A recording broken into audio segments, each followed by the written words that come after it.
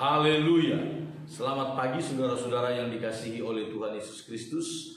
Kita bersyukur atas anugerah Tuhan dalam hidup kita. Kalau sampai saat ini kita dipelihara oleh Tuhan. Mari sama-sama kita melihat firman Tuhan di dalam kitab Kejadian, di dalam kitab 2 Petrus pasal yang kedua, masih dalam kehidupan Nuh. Saudara-saudara, disebutkan 2 Petrus pasal 2 ayat yang kelima. Dan jikalau Allah tidak menyayangkan dunia purba, tetapi hanya menyelamatkan Nuh, pemberita kebenaran itu, dengan 7 orang lain, ketika ia mendatangkan air bah atas dunia orang-orang yang fasik. Kita lompat ayat 9, saudara-saudara, disebutkan, maka nyata bahwa Tuhan tahu menyelamatkan orang-orang saleh dari pencobaan, dan tahu menyimpan orang-orang jahat untuk disiksa pada hari penghakiman. Saudara-saudara, seringkali jalan Tuhan adalah sebuah jalan yang tidak dapat kita mengerti dengan sempurna. Mengapa Tuhan membiarkan kejahatan? Dan mengapa Tuhan membiarkan orang-orang saleh dalam keadaan mengalami pencobaan? Tetapi Alkitab berkata, saudara-saudara, Alkitab berkata bahwa sesungguhnya Tuhan tahu menyelamatkan orang-orang saleh dari setiap pencobaan. Apa yang dialami oleh Nuh adalah sebuah bukti bahwa Allah setia, bahwa Allah tidak pernah salah dalam melakukan tindakannya, perbuatannya, bahwa tidak pernah sia-sia kesalehan orang-orang yang mengasihi Tuhan. Tidak pernah sia-sia. Kesalehan, ketaatan kita kepada firman Tuhan itu tidak pernah sia-sia. Ketika genap waktunya, ketika datang waktunya, saudara-saudara, maka kesalehan daripada Nuh itulah yang menyelamatkan dia. Tuhan menuntun dia kepada keselamatan. Ketaatannya kepada firman Tuhan membawa dia kepada keselamatan. Saudara-saudara, pemeliharaan Tuhan bagi orang-orang percaya itu sungguh nyata. Misalnya kita melihat, saudara-saudara, apa yang terjadi kepada Yakub dan keluarganya. Yakub dan keluarganya. Di dalam kitab Kejadian pasal yang ke-45, ketika Yusuf memperkenalkan dirinya kepada saudara-saudaranya yang datang membeli gandum di Mesir. Kejadian 45, saudara-saudara, ayat yang keempat, ayat yang ketiga. Dan Yusuf berkata kepada saudara-saudaranya, akulah Yusuf, masih hidupkah Bapa? Tetapi saudara-saudaranya tidak dapat menjawabnya, sebab mereka takut dan gemetar menghadapi dia. Lalu kata Yusuf kepada saudara-saudaranya itu, marilah dekat-dekat. Maka mendekatlah mereka, katanya lagi, akulah Yusuf, saudaramu yang kamu jual ke Mesir.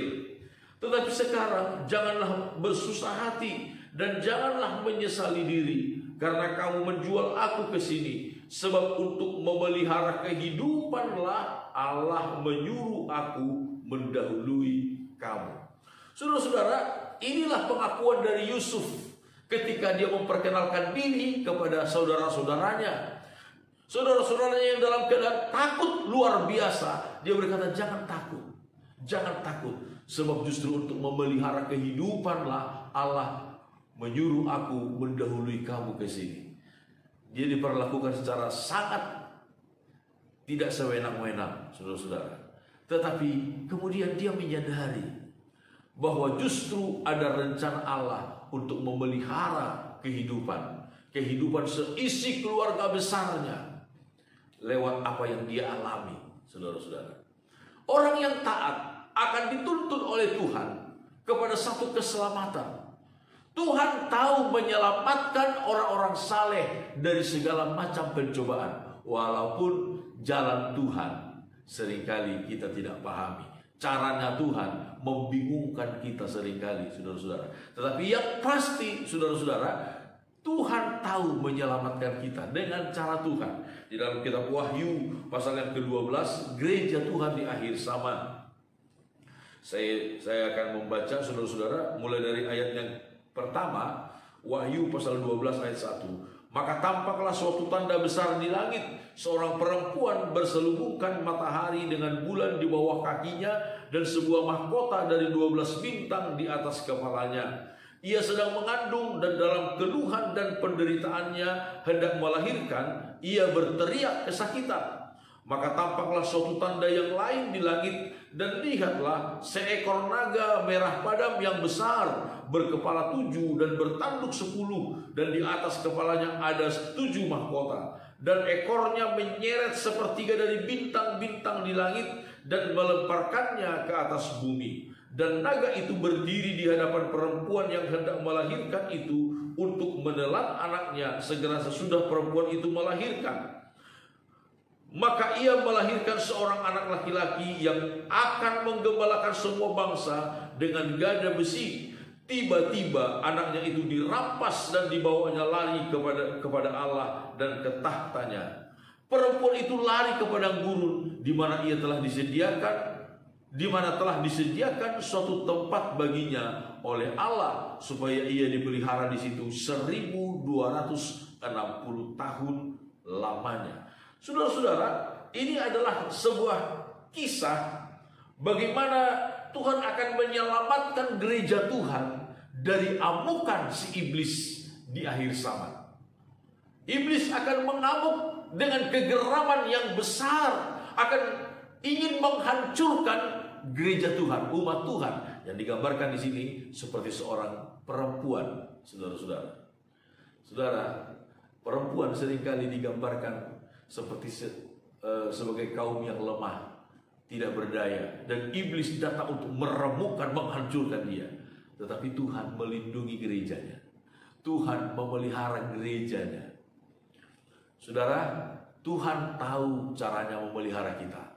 Kalau saudara tanya kepada para pendeta saudara bagaimana caranya Tuhan memelihara saudara, saya yakin tidak ada yang tahu bagaimana caranya Tuhan melindungi saudara dan saya. Tetapi Alkitab berkata, kehidupan Nabi Nuh menjadi sebuah kesaksian bagi kita bahwa Tuhan tahu memelihara kita dari segala macam pencobaan.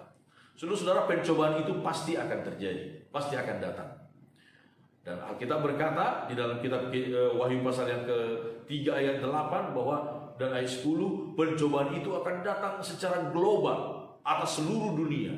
Tetapi ingat, kehidupan Nabi Nuh menjadi sebuah bukti bagi kita, menguatkan iman kepercayaan kita kepada Tuhan. Tuhan tahu menyelamatkan kita dari segala macam pencobaan. Bagaimanapun bentuk pencobaan itu, Tuhan tahu menyelamatkan kita dari semuanya itu. Haleluya. Amin. Tuhan memberkati kita semuanya.